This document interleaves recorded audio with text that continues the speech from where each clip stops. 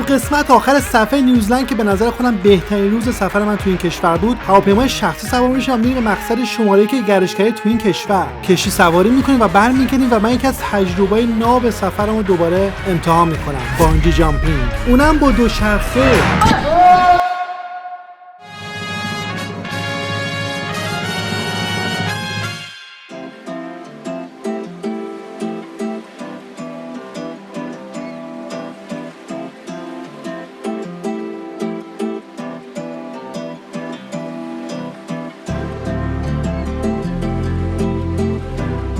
صبح بخیر بچه‌ها، یه روز دیگه و یه اتفاق خیلی جالب‌تر دیگه.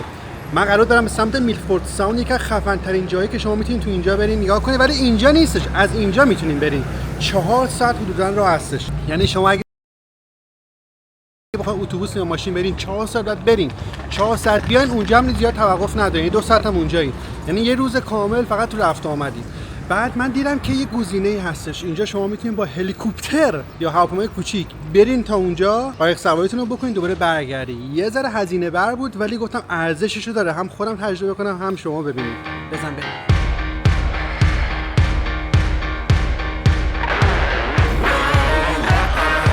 امروز یه روز ابریه، می‌بینید مه‌ها و واسه این پرواز شاید یه ذره چالشی، ببینیم چی میشه. خب رسیدیم فرودگاه، اینو گرفتیم، می‌ندازیم گردنمون، آماده میشیم واسه پرواز 20 دقیقه دیگه.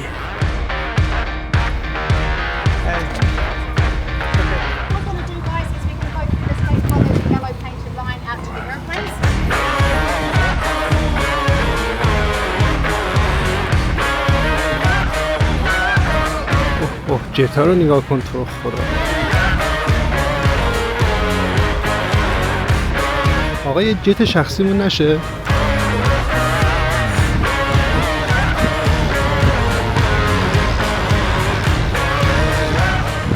ولی پرواز ما با اینا نیستش، پرواز ما این تو شخمی هست.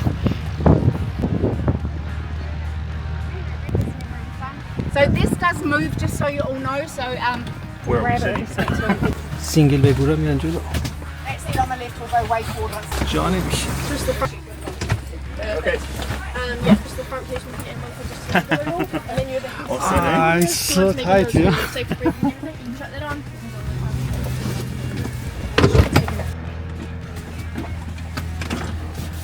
Each pocket you will find a safety card like this one. We have 4 doors in this aeroplane. 2 are at the back, 2 are at the front. All right.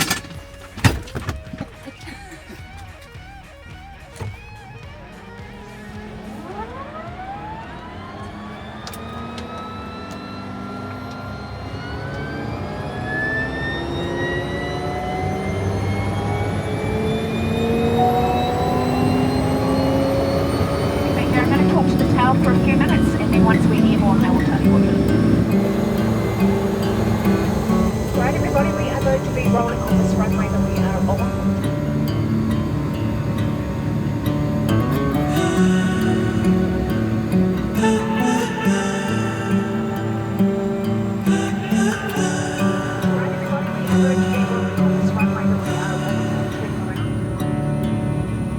Broken from the start, I am nothing more than roses at the side of a busy road. How I'm crawling for a worthy goal.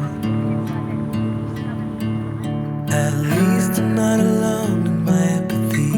There's more like me who don't know how to be, how to reach out to the open arms, how to reach out to the open arms. Blue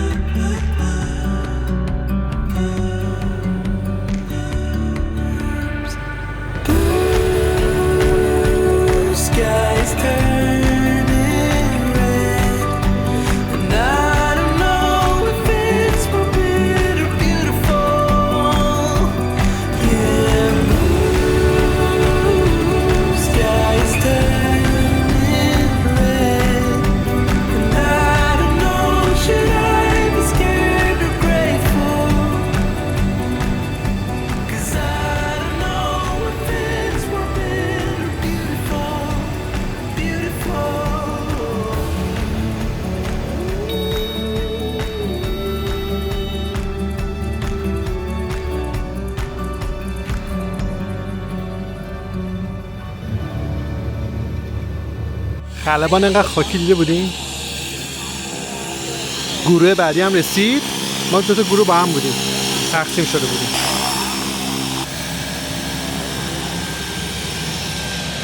خب ما الان رسیدیم میلفورد ساوند اسمش هستش، یکی از جاذبه‌های توریستی و طبیعت خفن این منطقه. من چون تنها بودم و می‌خواستم سریع تون ببینم، این گزینه خیلی خوبی بود. وگرنه میتونی شما با کاروان بیاین خانوادگی کلی جاده رو حال کنید تا اینجا بیاین. خب آقا چه اتفاقی افتاد؟ تو خود فرودگاه الان یه اتوبوس بود که شما رو میبره به اونجایی که ما می‌خوایم کروز سوار بشیم دیگه. خب ولی یه راه دیگه خلبان گفتش اینه که شما پیاده برین اگه دوست دارین طبیعت رو ببینین. 15 دقیقه راه هستش دیگه. ما گفتیم چی از این بهتر؟ نگاه کن شما لوکیشن به این خوشگلی، طبیعت به این خفنی، چرا باید سوار اتوبوس بشیم حالا واسه که راه نریم؟ اگه مشکل راه رفتن ندارین این خیلی خفن تره. ساعت الان 10 دقیقه به 10 صبح و هوا عالیه، خیلی خوبه. اینجور اکتیویتی ها رو صبح انجام بدین خیلی بهتره. یه آپشن دیگه بود ساعت 1 ظهر بود فکر کنم یا 2 ظهر بود، اونم هست ولی خب ظهر دیگه گرمه. الان صبحش حال میده.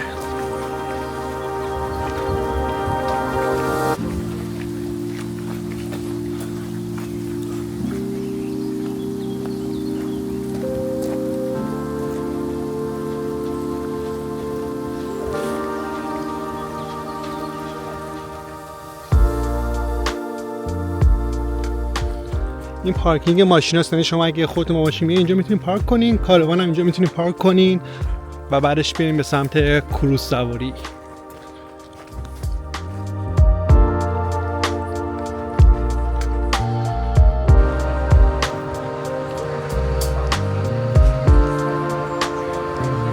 خلبان رو پیدا کردیم. Hey, how's it going? There you go. So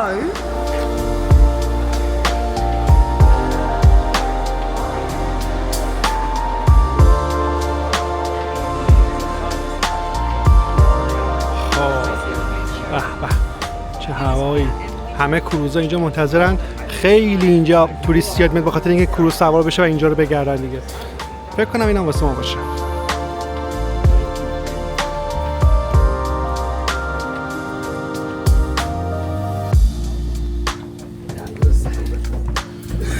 همه میخوام برن طبقه آخر.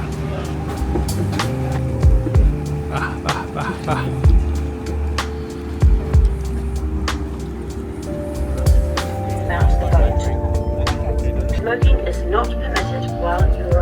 این مسیری هستش که با کشتی کروز قراره تو 2 ساعت حدوداً طی کنیم. یه اتمسفر رویایی. یه نکته جالب در مورد اسم اینجا میخوام بهتون بگم. حتما تا الان متوجه شدین که اسمش میلفورد ساوند هستش. حالا میلفورد از کجا میاد؟ این میلفورد برگرفته از یه بندر طبیعی در کشور ولز بریتانیا هستش. کاشف اروپایی منطقه که اصالتا اهل ولز بوده وقتی منطقه رو کشف میکنه این اسم روی منطقه میذاره تا یاد زادگاهش رو زنده نگه داره. حالا بریم سراغ کلمه دوم، یعنی ساوند که در فارسی معنی ورودی باریک آب در خشکی گفته میشه. ولی جالب بدونید که اصلا اینجا ساوند واقعی نیست، یعنی اشتباه نامگذاری شده تو اون زمان، چون اینجا در از فیورده و توسط یخچال‌های طبیعی شکل گرفته. حالا اگه بخوام اسم میلفورد ساوند رو درست معنی بکنم میشه خلیج باریک میلفورد که در اصل از نظر زمین‌شناسی اشتباهه، ولی خب اسمش همینجوری باقی مونده. رفتیدش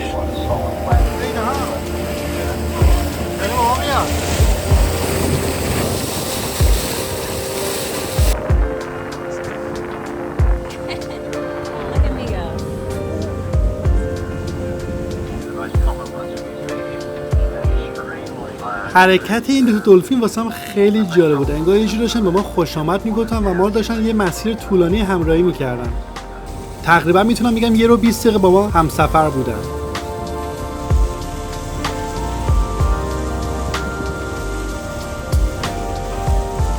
خیلی صحنه خفنه بود که دلفینا داشتن دنبال میکردن کشتیو. من تا همچین تجربه نداشتم و فکر میکردم که با کشتینا که ببینن دور میشن. اول یکیشون اومد، بعد 2 تاشون اومدن، انگار داشتن اسکورت میکردن ما رو. این تو صحنه خیلی خفن بود، این صحنه خیلی باحال بود. چه شانسی آوردم که اومدم پایین کشتی وایسادم که دیدم. اگه اون بالا وایساده بودم نمیتونستم این دلفینا رو ببینم. خیلی حال داد. هوا هم اینجا خیلی خوبه. فقط من سویشرت پوشیدم که خیالم راحت باشه دیگه، ریسک سرماخوردگی رو کم کنم دیگه.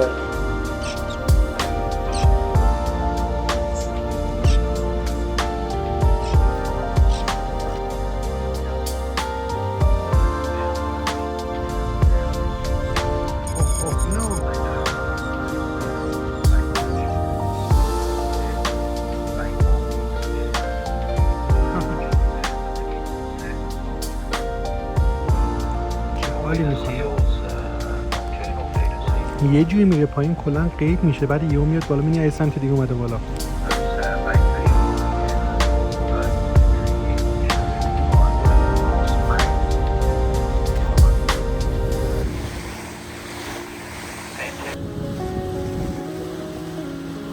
در کل میلفورد ساند یکی از زیباترین فیوردهای جهان و جاذبه شماره 1 جزیره جنوبی نیوزیلنده و فقط یه جاده دسترسی داره.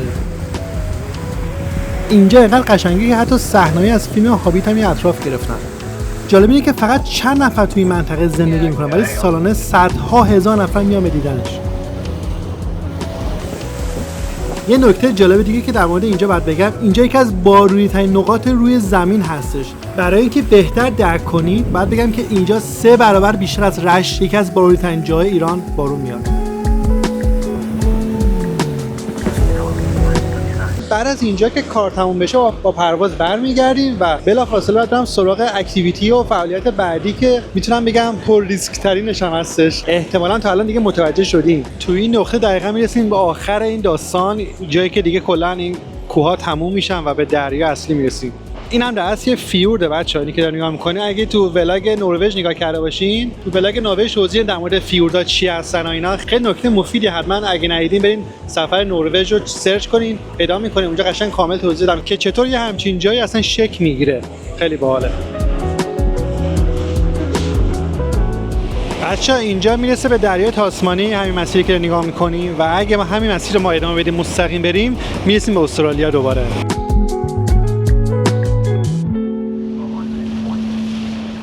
گرفته خوابیده چه جایی چه حالی میکنه تو همچین طبیعتی. خوابیده. یه مزاحم واسه شما 2 تا هم.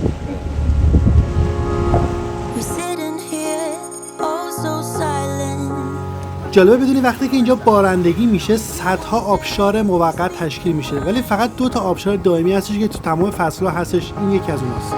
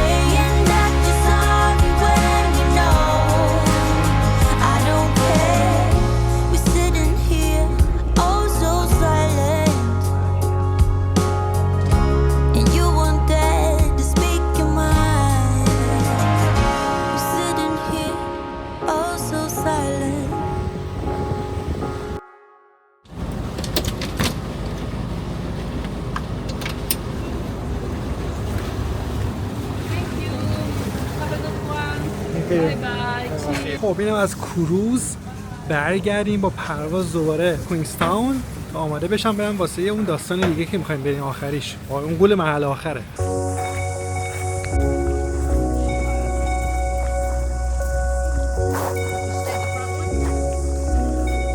اگزوز اینا هم جالبه. Hey, where have you been? I've been looking for you now and then. Someone just like you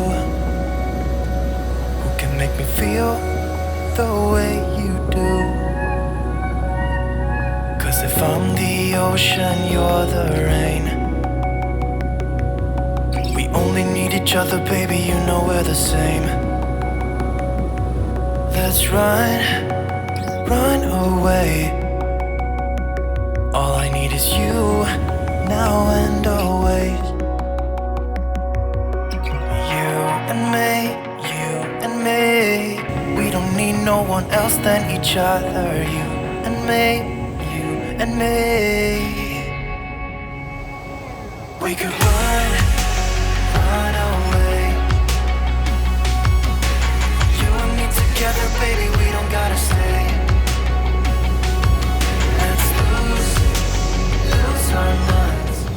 از سفر ما به سلامت رسیدیم. وای یه ذره استرسای دیگه.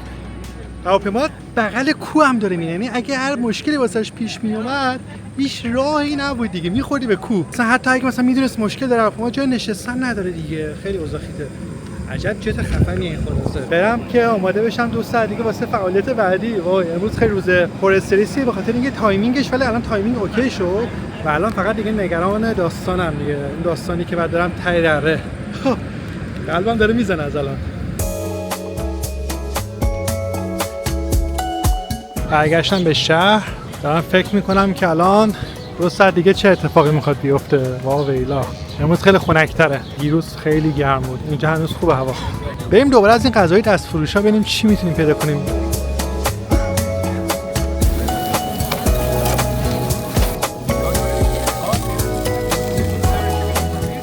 پولای نیوزلندی هم خیلی خوشگلن، نگاه کنید. این سرخسیه که دارن این گوشه و این نمادش، این پرندهشون و این وقت کوین اعظم هستش. بله جنسش خیلی شبیه پوند هستش و کلا دلار انگلیسی و پوند و کانادا اینا همشون با هم خیلی شبیه علاوه جنس حداقل.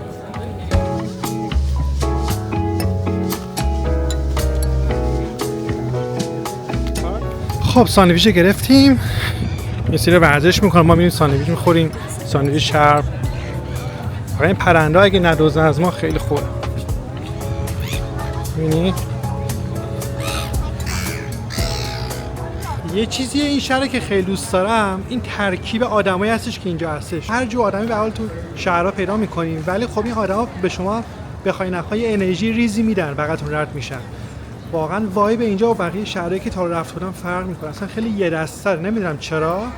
شنیده بودم میگفتن شهر گرونیه ولی اوکیه، با بقیه جاها خیلی قیمتش فرق نمیکنه. دیگه آدمای پولدار میان، حالا صرفا آدم پولدار هم که همه مثلا انرژیشون خوب نیستش، ولی یه وایب خیلی خوبی داره اینجا و همه آدمایی که نگاه میکنم اصلا تا الان شاید یه مورد هم ندیدم که مثلا یه نفر بیاد رو مخ باشه یه حرکتی انجام بده. من منظورم متوجه میشین یا نه؟ اینش خیلی دوست دارم اینجا، واسه همین حتما دفعه بعد دوباره برگردم همینجا. حالا فعلا بریم اون اکتیویتی که کاری که قرار بکنیم تمومش کنیم، این قلب من آروم بگیره تا بعد.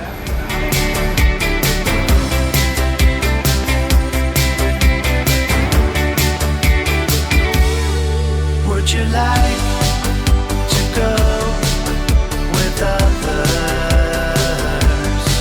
Would you like to go with me?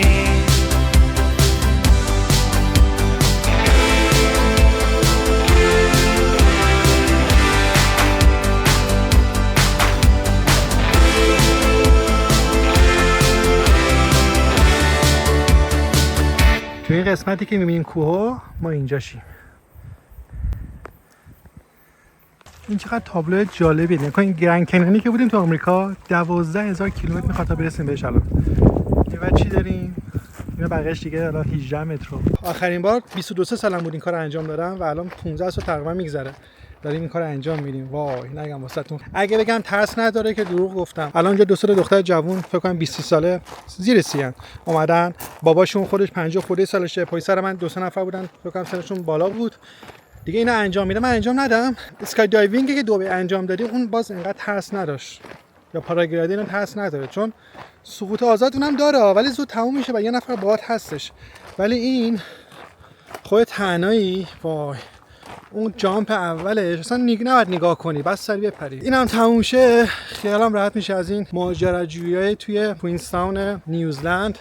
و میدونی که مهد بانجی جامپینگ تو دنیا همین نیوزلند اینجا بوده، یعنی بانجی جامپینگ در اصل همینجا ابداع شده. خب اینجا داریم وارد میشیم.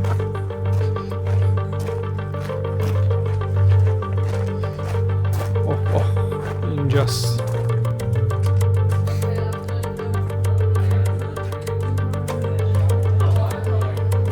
Hello. How we going? Maybe better. No. Where's the better? I'm not sure. It's the same thing. The same thing. Particular there, you know, yeah, we do love a bit of safety here. This way? Yeah. Yep. We've got lockers to chuck all your stuff in just so that you won't go through. بچه‌ها دارن اونجا نیستن. یه همچین ویویه. نگاه کنید.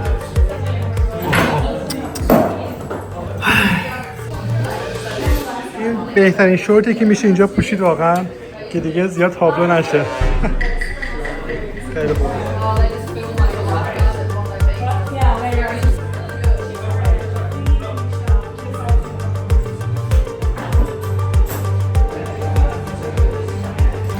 think. کیک فکر کنم تولدش بوده، کیک گذارن تو صورتش. خیلی باحاله. 2 نفره هم میشه خرید. Just spend anyone. من برم دیگه دوربینو بذارم. شما چند سینه دیگه میبینید. خوش به حالتون.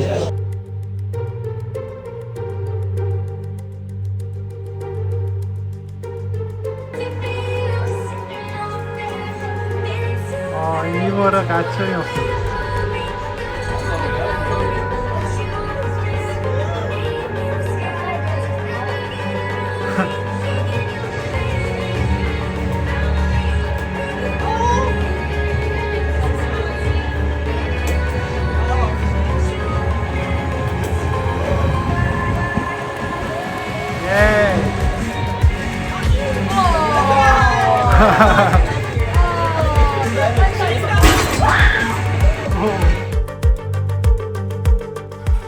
نفر بعدی داره میره.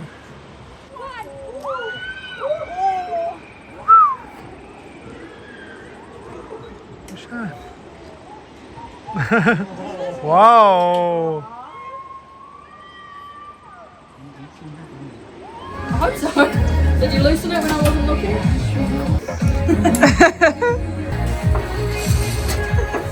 About your case because you're back here, so Yeah, that's true. you're back here, so you haven't learned much. Get rid of this thing here in our way. Switch it off. Alright, pop it down, pop the bike down and sit down. Perfect. Yep, and we're just going to wheel you out for the photos. Yeah. Look out this way to your left. for me. Small bike, you're a big man and you chose it, so you know we can't do much about that. Like Donkey Kong. Okay, In case you forget, hold on. so just hold it for the drop. At the bottom you can let the bike go. Okay? I'll do my best, yeah. You'll do your best. Here we go. We're going to give you a 3, 2, 1. 1, 2, 3. No, we're going to do 3, 2, 1. Whoa!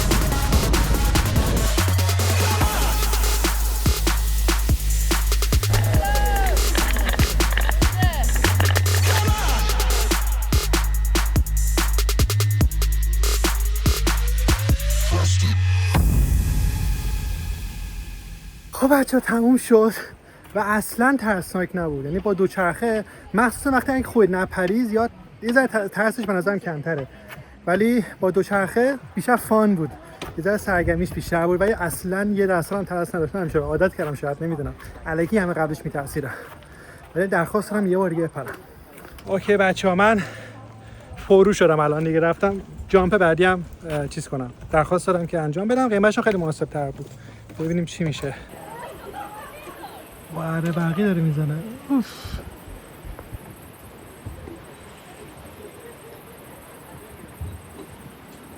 Hey, how was that? That was insane! Yeah, it was okay. Was good? That was so fun! I'm gonna do second jump. Oh my god, wait. این سری چیکار کنم؟ خودم بپرم یا اینکه بدم بالا سرمو میبرن تنابی است؟ اونم با مزه است.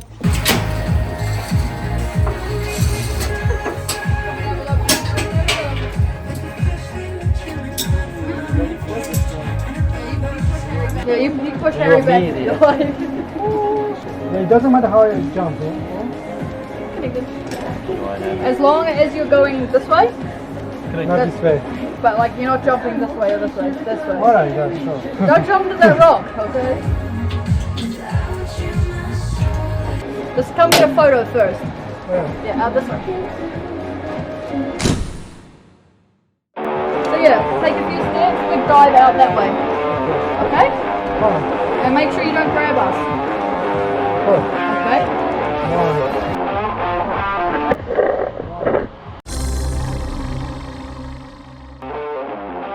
Three,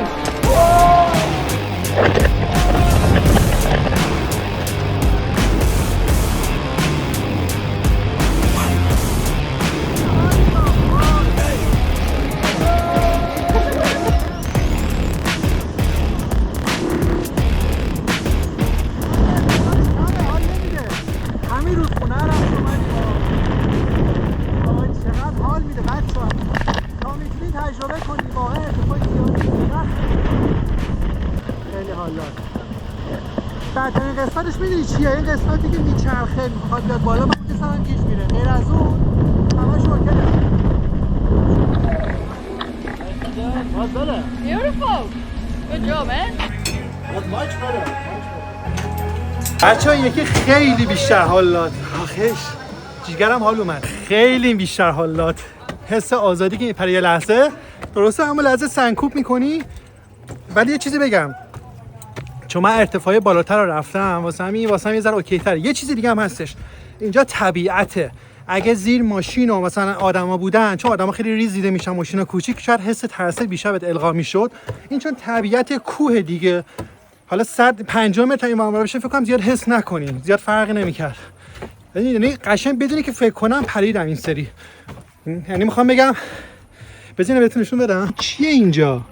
چرا هم چیزی گذاشتن اینجا؟ خرسه. به خودم افتخار کردم چون که نسبت به 15 سال پیش که 22 سالم بود خیلی بهتر پریدم بدون که فکر کنم، بدون که بترسم. خیلی حس خوبی بود. آخیش الله. قیمت این جامپینگ $295 نیوزلندیه. جامپ دوم، پرش دوم فقط 65 است با فیلم و عکس. خیلی خوبه. یعنی اگه این کارو میکنین دومیش هم دیگه انجام بدین، چیزی نیست اصلا. مثلا به یورو چیزی نمیشه. در کل احساس خیلی خوبی دارم. همه کارهایی که می‌خواستم اینجا بکنم تقریبا تو این 2 روز تونستم انجام دادم و این خیلی خوب بودش. طبیعتا بیشتر میموندم، خیلی کارهای بیشتر میکردم، ولی خب دیگه بس دیگه. ولی حتما دفعه بعد که برگردم میام اینجا.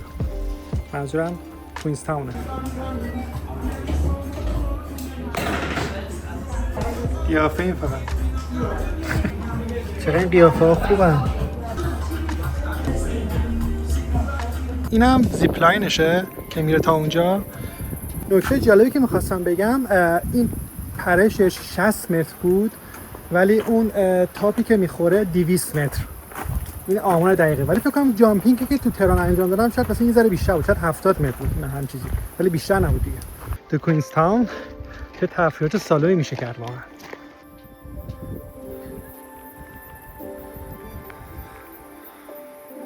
تو اینجا شما به چندین روش میتونید بپرین. یکی از این روش‌ها همین است که دارید نگاه می‌کنید. طرف ماسک میزنه و از پشت پرتش می‌کنن پایین.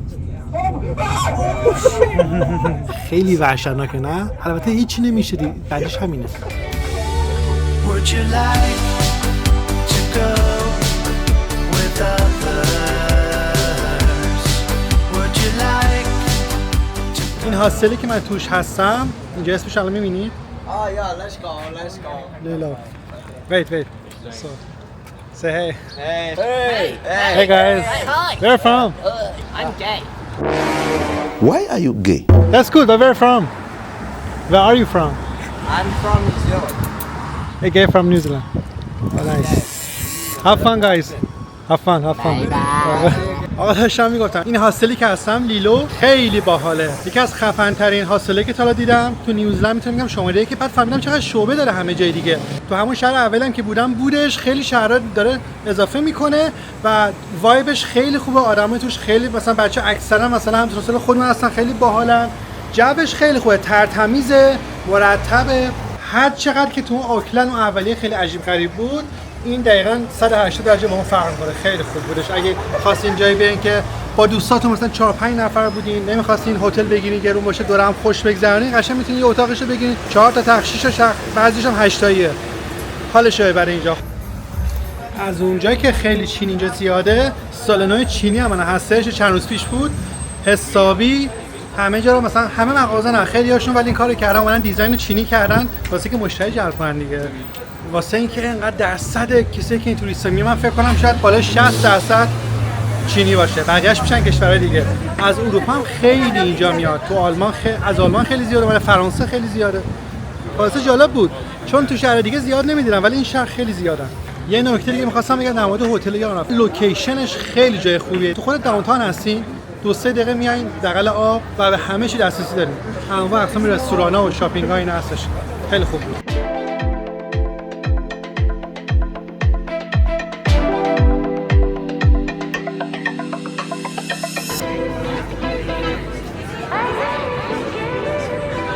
از نکات خوب این شهر که بخوام بگم دستشوییاش بود که مثل اون دستشویی بود که بهتون نشون دادم، خیلی خوب بود.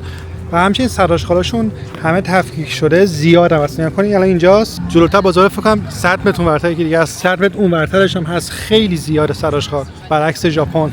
این پارکی که داریم واردش میشیم خیلی من خوش آمد ازش و فکر کنم کامل فیلم نگرفتم. گفتم الان میام بهتون نشون بدم که چه جور پارکی هستش، واسه میگم قشنگه.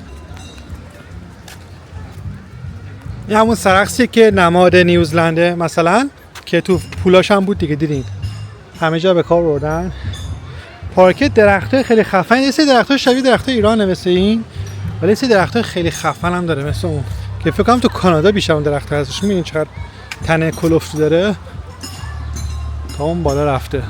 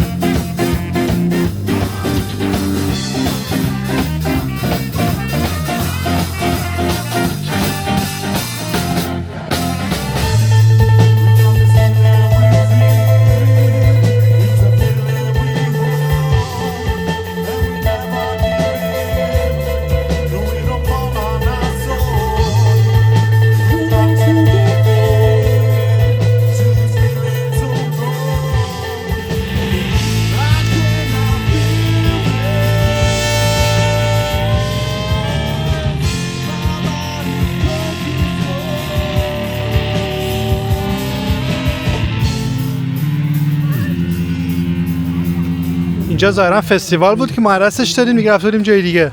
هر تیکه شهر یه خبری هستش. یعنی اتفاقی دیدم.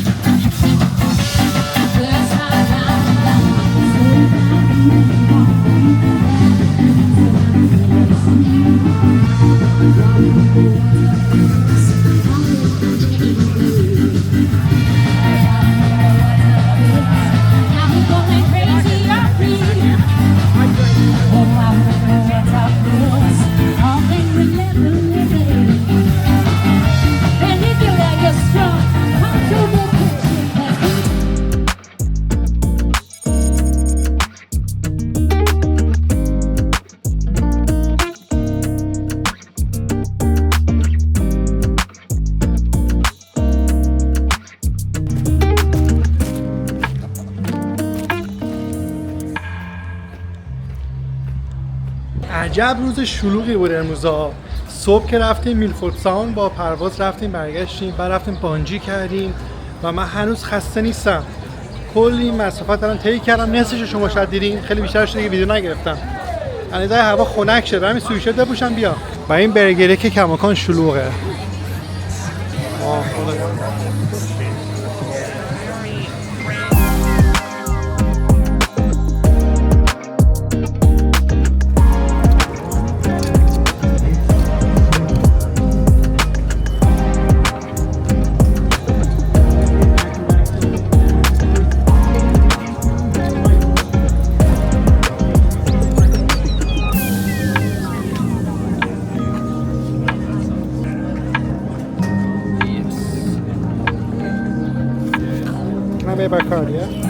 Yeah, my card is no problem. آقا من عاشق این صرفا شدم. یکیش $6 نیوزلندی بود، دوتاش ولی 10. یه کوچولو ارزون‌تر میشد. دوتا گرفتم. اون سوسی که دیروز خوردم سس شراب قرمز بود و سرکه.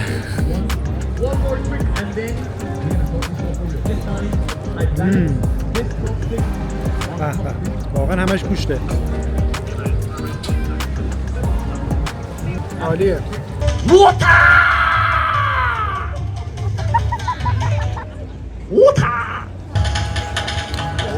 Somebody clap. Well, the trick I want to show you today. Japanese. Is one. Somebody clap. The second trick must. On my 2 fingers. 3. 2. Shut up, kid. When I get the hands, everybody clap. 3, 2, 1. Come on, Krista! That's enough. All right, guys, and now. Come and listen, please.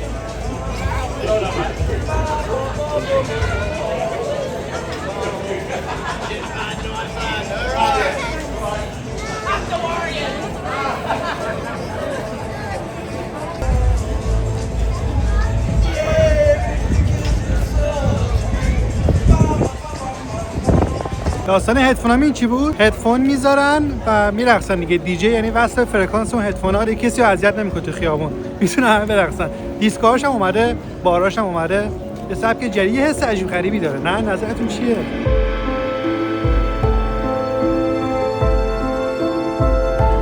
به هم اینجا رو میکشه.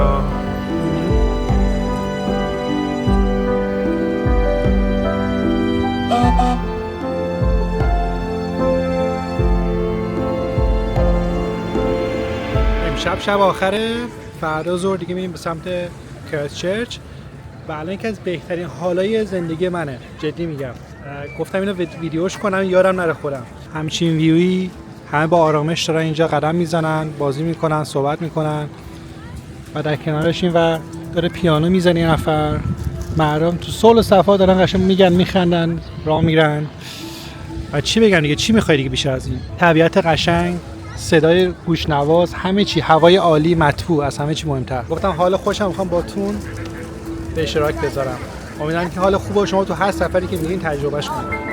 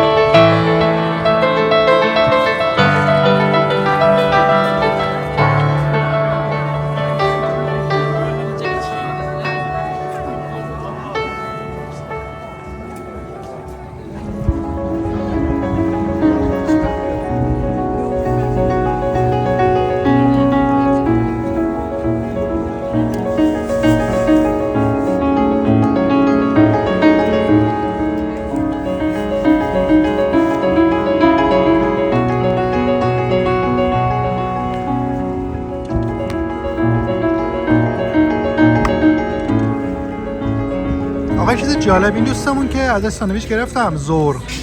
الان ساعت چنده؟ 9:30 شبه. بنده خدا دوستش رفته خودش تنها هنوز داره کار میکنه. از اون موقع ما رفتیم 1000 تا کار کردیم، هنوز داره و دمش هم میگم میفروشه حداقل، میدونین؟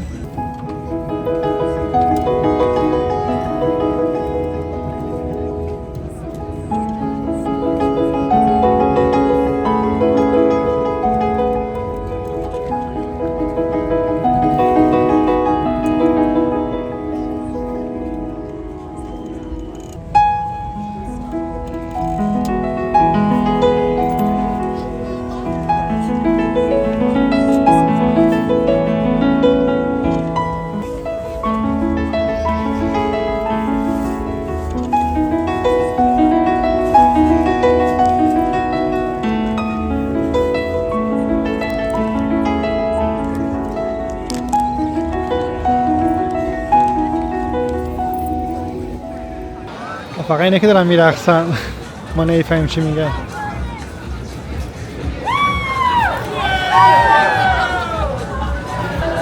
این صدا واسه اینا نیست، واسه اون بالاست.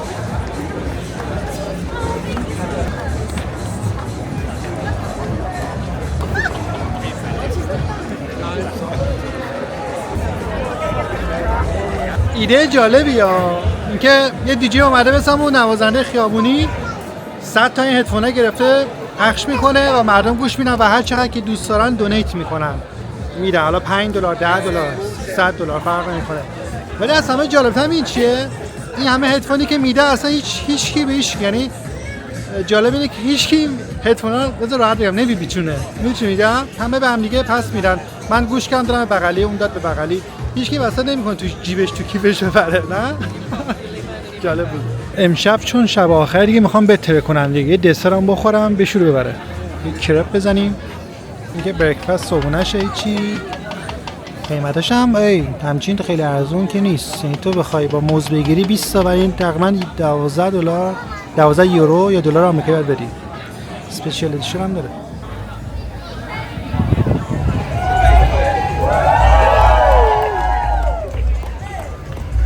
Is that the world bar? Oh, look.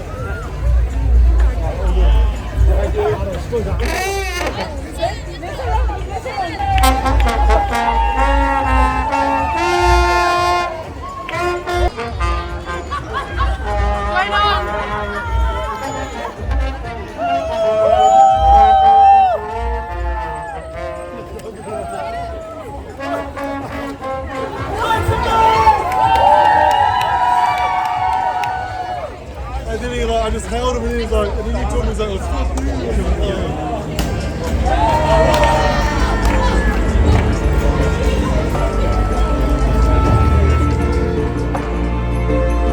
خب دوستان گرامی رسیدیم به قسمت آخر سفر نیوزیلند. امیدوارم که استابیل لذت برده باشیم. به زودی ویدیو پرسش و پاسخ در مورد این کشورم حتما رکورد میکنم، منتظر باشید. هلیکوپترمون سوالکی Do you have boyfriend؟ به مولا لاتگانونیو پرچمش بالاست. ای پسر همه دختره. بیا